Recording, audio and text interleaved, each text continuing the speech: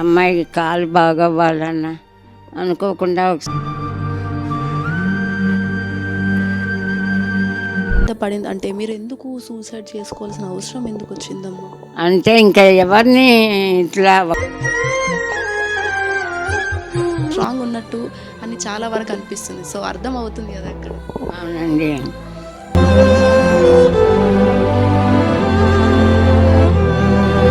ఇలాంటి తావటం తప్ప మరో దారి లేదు. చచ్చిపోయినట్టుగానే భావిస్తున్నాను నేను.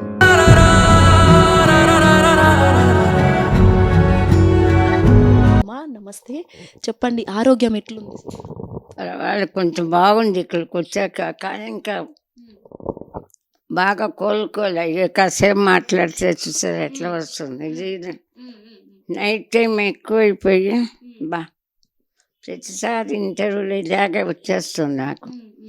డే టైం కాబట్టి కొంచెం ఈ మాత్రం బాగున్నానమ్మా. ఇట్లా రాకుండా ఇది ఎక్కువైపోయిందంటే గొంతుకు బీసుకుపోయి మాట్లాడు. ఇప్పటిదాకా బాగానే ఉన్నా, ఇప్పుడు మళ్ళీ సడన్గా వస్తుంది. ట్రీట్మెంట్ చేయించుకోవాలమ్మా. మీరు ఒక అడ్మిట్ అవుతే కొంచెం ప్రాబ్లం రాకుండా, అంటే పూర్తిగా కాకపోయినా కొంచెం తగ్గటానికి, కంట్రోల్లో ఉండటానికి మేము మా చేతనే ఇది చేస్తామన్నారు డాక్టర్లు. అడ్మిట్ అవ్వాలంటే పాప నాకంటే పేషెంట్, ఆ అమ్మాయికి అస్సలు బాగాలేదు. కాళ్ళు 3 రాళ్ళు ఉన్నాయి, లేచి కూర్చోలేదు. చాలా నాది బయటికి కనపడే అనారోగ్యం, ఆ అమ్మాయికి కనపడిన అనారోగ్యంతో బాధపడుతుంది. ఇద్దరం అడ్మిట్ అవ్వాలి. అంటే మీరు అసలు తెలుగు ఫిలిం ఇండస్ట్రీకి ఎట్లా వచ్చినారు? అసలు ఎక్కడ పుట్టినరు? మీ జిల్లా ఏంటి? ఎట్లా వచ్చినారు హైదరాబాద్? మామూలుగా మాది అమరావతి అమ్మ. అమరావతిలో మా బ్రాహ్మణ్స్, అంటే ఆడపిల్ల బయటికి వెళ్ళకూడదు అనుకునే ఫ్యామిలీలో ఉన్నాం. పుట్టా అక్కడ అంత పెద్దగా చదువుకోలేదు. కానీ చిన్నప్పటి నుంచి నేను పత్రికకి వ్యాసాలు అవి రాసేదాన్ని. 14 ఏళ్ళు 15 ఏళ్ళప్పుడే వాణి అని ఒక పత్రిక ఉండేది, దాంట్లో రాసేదాన్ని.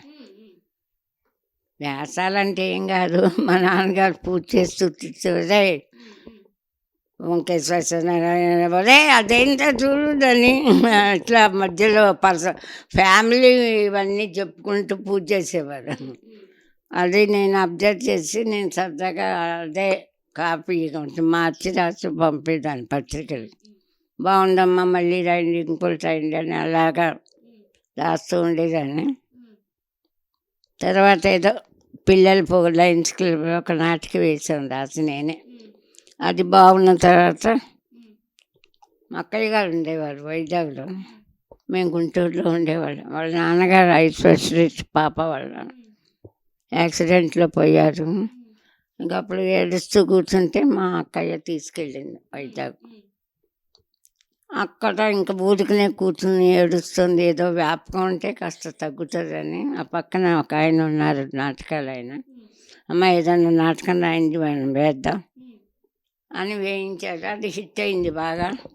ఆ తర్వాత పావలా అనే నాటకం వేసాము, అది హిట్ అయింది. 100 సార్లు ఉత్తమ నటిగా వచ్చా ఆ నాటకంలో.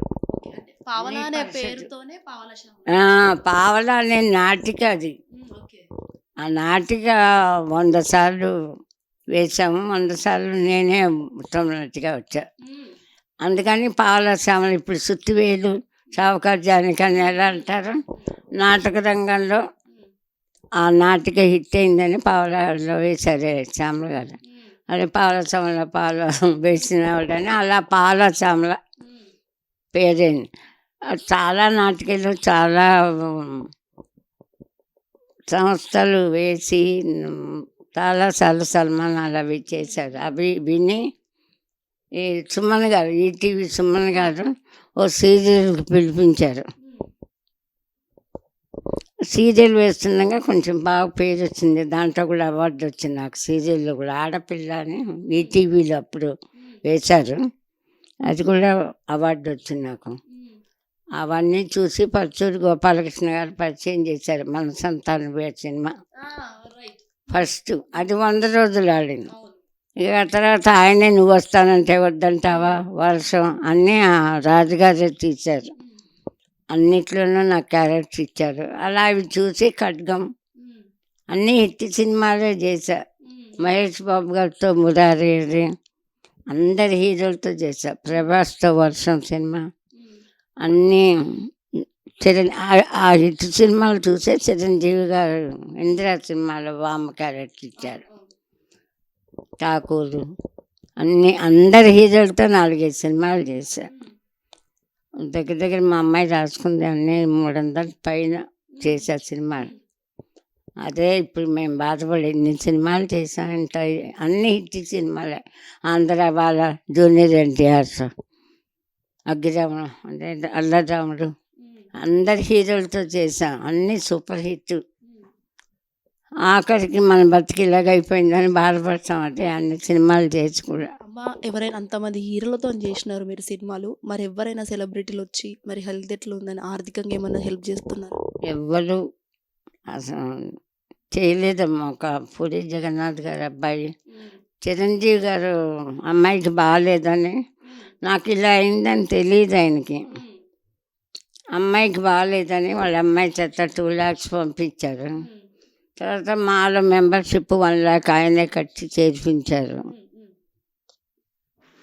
వాళ్ళ మేనల్లుడు సాయి ధర్మ తేజ ఒక 1 lakh పంపించారు. తెలిసిన వాళ్ళు కొంచెం హెల్ప్ చేసే. ఇప్పుడు కాదు, 5 సంవత్సరాలు అయిపోయింది. అంటే అమ్మాయి పడిపోయి 5 ఏళ్ళు అయిపోయింది. నేను 4 ఏళ్ళ నుంచి ఇట్లా నేను ఈ బాధ దీంతో బాధపడుతున్నా.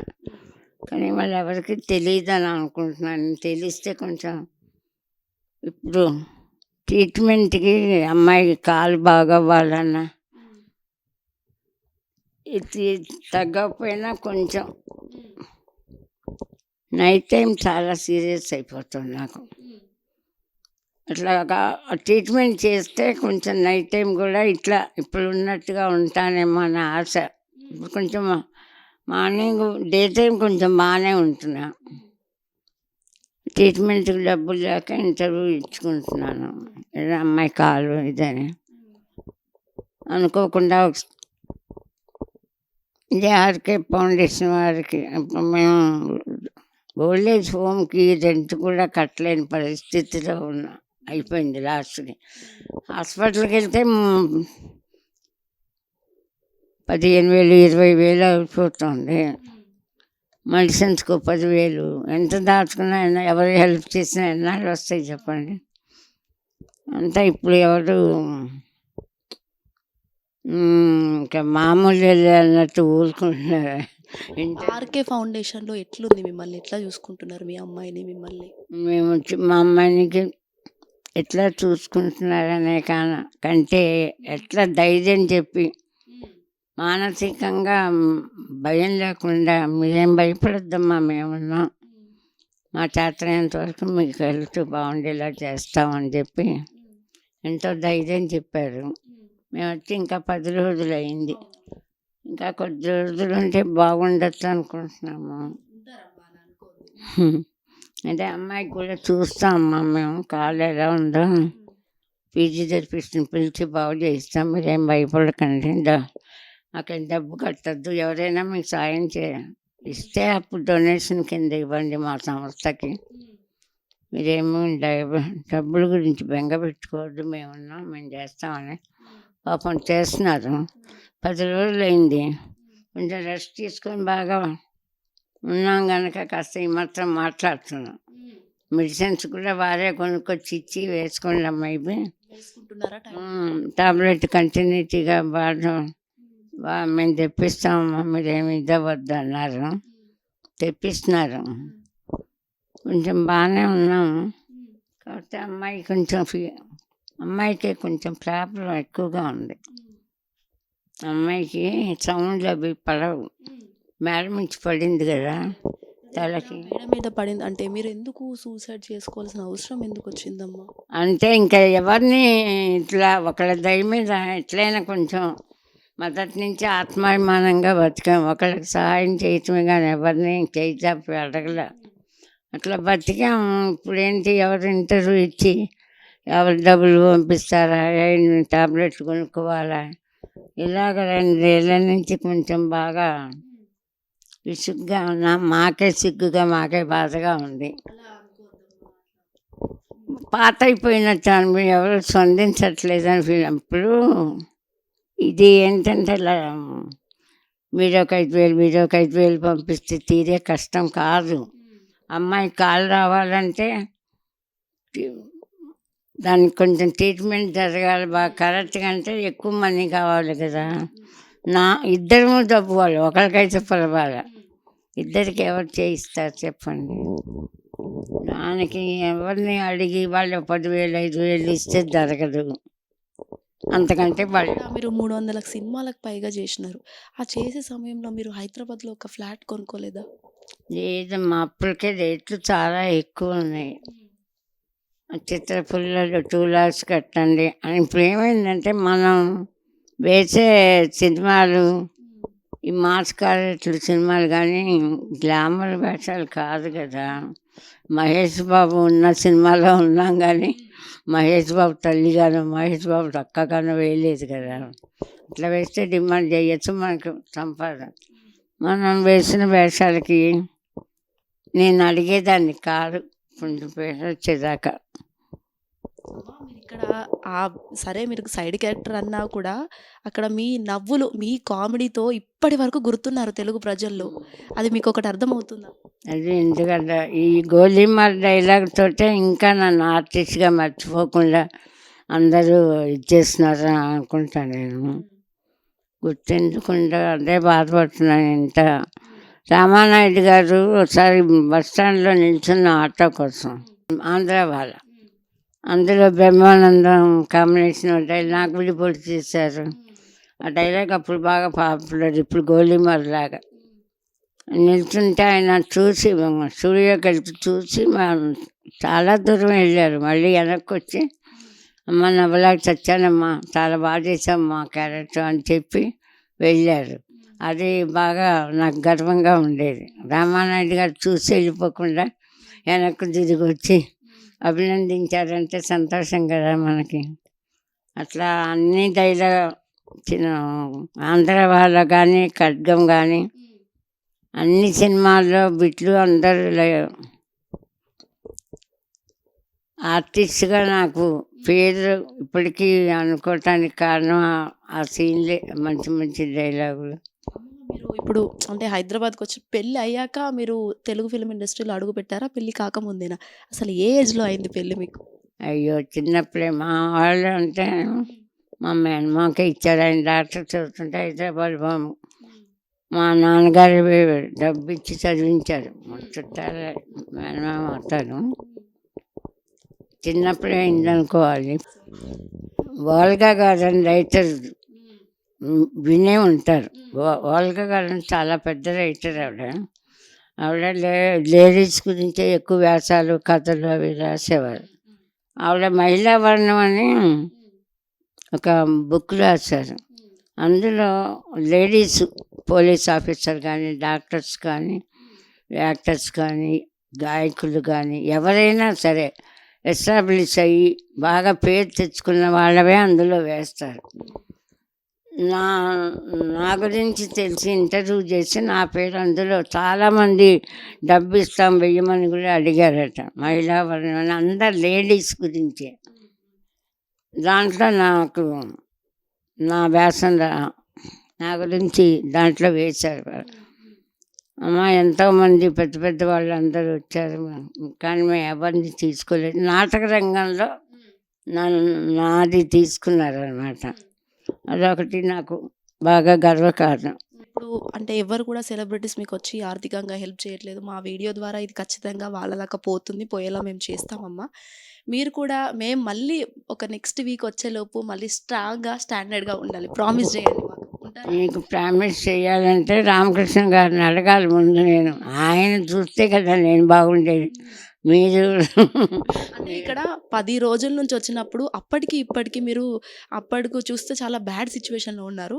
ఇప్పుడైతే కొంచెం ఫిజికల్గా స్ట్రాంగ్ ఉన్నట్టు అని చాలా వరకు అనిపిస్తుంది. సో అర్థం అవుతుంది కదా అక్కడ. అవునండి. అంటే అప్పుడు మేము ఇంకా 4-5 రోజుల నుంచి భోజనం కూడా చేయలేము మేము, మా అమ్మాయి నేను.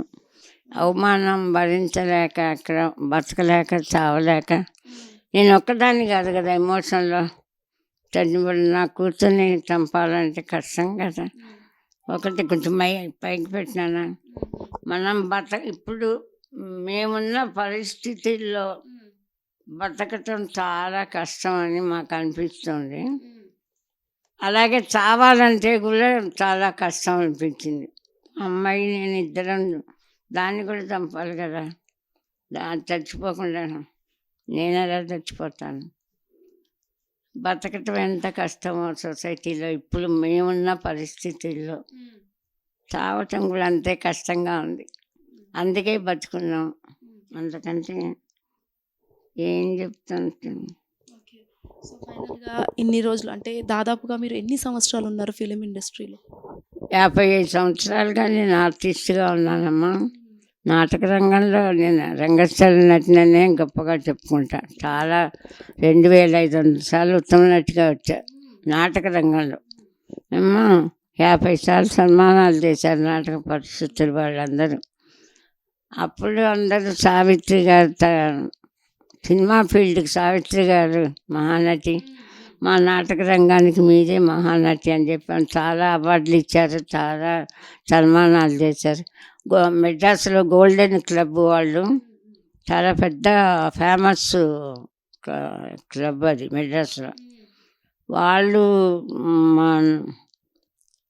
నాకు సన్మానాన్ని పిలిచి ఏమన్నారంటే, 100 సంవత్సరాల నాటక రంగ చరిత్రలో ఒక పావలా అనే నాటిక అది, దాన్ని వేసి నేను పావలా సామలయ్య ఒక నాటకం పేరు ఇంటి పేరుగా మార్చుకున్న ఆర్టిస్ట్ ఎవరు లేరు.